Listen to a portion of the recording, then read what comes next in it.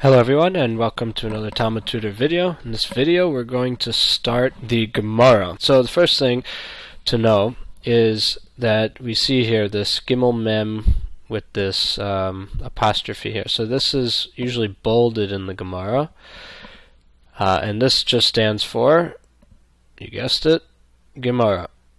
And this indicates when the Mishnah is finished and the Gemara is starting. Okay, and that's just there, so that really has no bearing on the meaning of the rest of this, other than that's telling us, hey, this is all Gemara. Okay, so let's do this word by word. So the first word here is matzah. Okay, matzah means found, and when it's by itself, it either means found just plain, but usually if the verb is by itself with no extra prefixes and suffixes, it's usually masculine past tense. So this would be he found. Okay, so this is he found. So peros, the shoresh here is sort of this, except it's pre. The yud is switched whatever for the sometimes when different conjugations are made, there's some letters added and swapped, which I do not pretend to understand that well, so just you'll recognize it. Peri is fruit, and this is plural. So let's see, peri means fruit, singular, and this is plural, and that would be the S. So fruits. Then we have mefuzarin. So mefuzarin is made out of three parts. You have the mem here in the front, you have the shoresh, and you have the end part. So the mem is should stay consistent with the colors here. The mem is telling you it's in the mefal, which is active. So mefuzar is spread out. Pazar is the shor, so it means spread out. And the yud nun here is plural, because we're talking about fruits. The fruits are spread out. So matzah peros mefuzarin. If he found spread out fruits. He found spread out fruits. Okay. Now we come to the next word, and again we're going to start putting together the structure once we figure out a couple more words. So we have here, but slowly, this is going to be, for some people this might be their first piece of Gemara, and if it is, I want this video to try and be at that level. There are a million videos out there and shiurim and things that are, learning Gemara at higher levels. I want it to be as simple as possible. So here we have a vav, which is, I'm going to circle it because putting a line under it looks like a nakuda, which we don't want punctuation here. So we don't want any of the dots because it'll just throw you off. So this is and, vav is a connector, and comma, which means how much or how many. And this is a question word that's in our vocab list, but we have how much, which is a question, and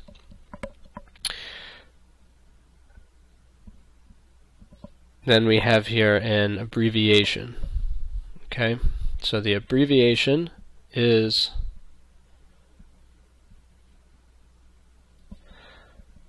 Amar, and I'm going to put this in red because it's not always here. It doesn't have to be. This could be Amarav. The title, not the name. Could be the name also, but here we see that there's a name right here. Right? Yitzchak is a name which we all recognize. So in this case it is Rebbe. So Amar Rebbe Yitzchak. Rebbe Yitzchak said. Okay. So let's put that in here. This means said. And this is the title. Sort of like rabbi. Okay. Amar Rebbe Yitzchak. Rebbe Yitzchak said. Okay, so I think we see a question, then we see Rebbe Yitzchak saying something, so we can probably take this question mark from here and put it in here. So we see this is a question of some sort. And then we can assume the answer is going to be following. So let's take a look closer at this question part before we look more at the answer. So you see matzah perus mifuzar, and if you watched the previous video on the Mishnah, which I know was not as basic and broken out as this one is, but if you watch that, you should recognize that the first three words, matzah perus mifuzarin, is a direct quote from our Mishnah. So I'm just going to put that in quotes. Matzah perus mifuzarin. This is a quote from our Mishnah. The Gemara is keying us in to let us know which part of our Mishnah we're going to be asking about or talking about, and it's telling us this first case where you find fruits that are spread out on the ground. Okay, and then vikama, and how much. Now, how much or how many, this is a bit of an ambiguity because it could be either talking about the fruit, how many fruits do you have to find, or it can be talking about how spread out.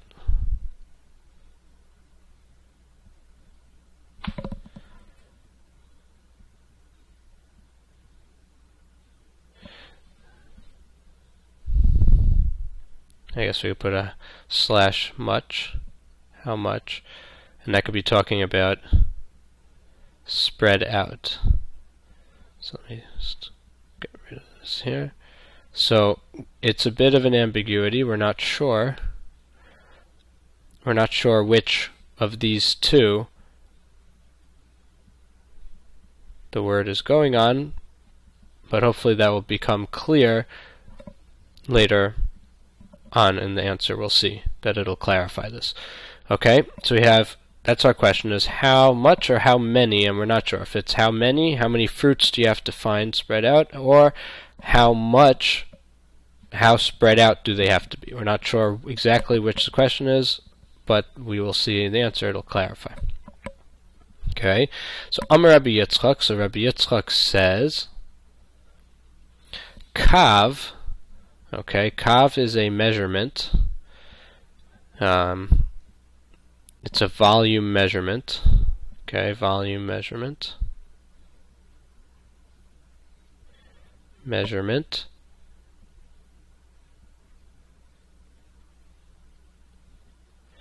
Volume measurement, and I'll show you a trick to remember how large a kav is. Bi in, but let's first finish just these last couple words. Bi is in or with. Arba is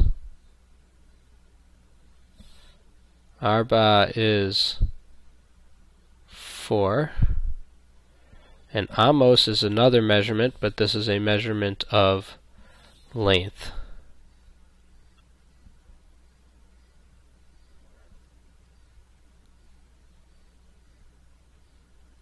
length measurement.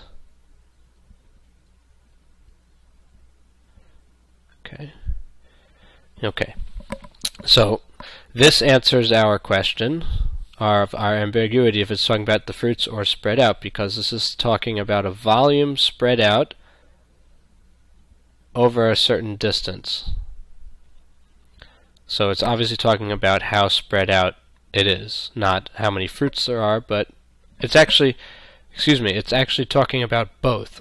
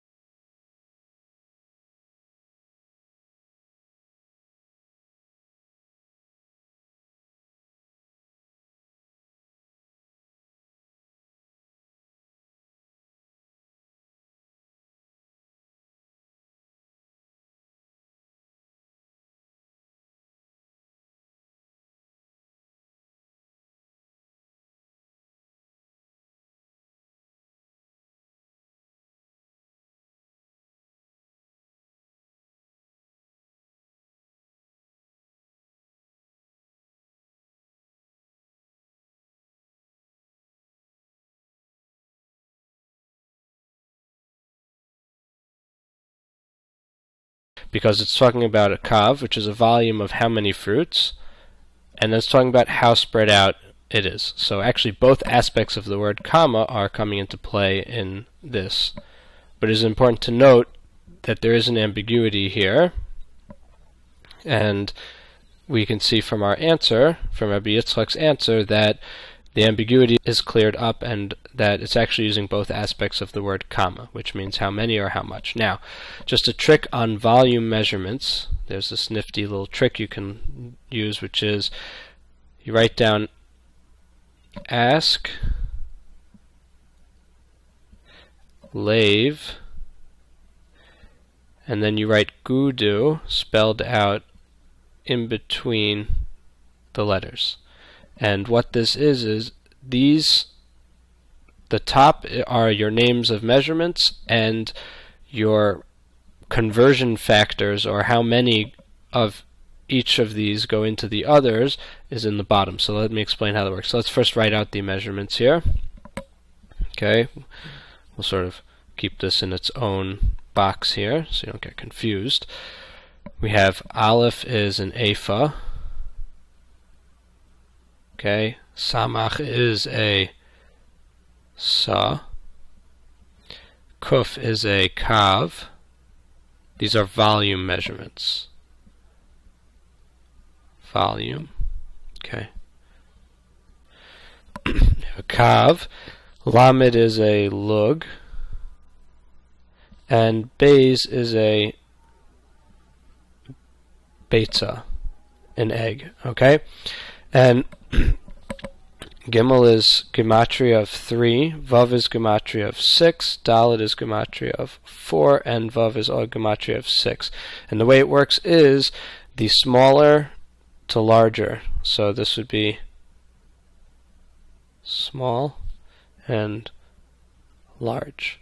So it's 6 beitzas are in a lug, and 4 lug are in a kav, and 6 kav are in a sa, and 3 sa are in an ephah. Okay, that's just a nifty trick. Ask, lave, gudu. Alright, okay. So we broke this down into the simplest components that I could imagine, and we, explained every part of every word of this step in the Gemara, and I hope it was clear, and I hope you learned something from it. And in the next video, we'll continue with the next step, so stay tuned. Hatzlacha Rabba, and keep steiging.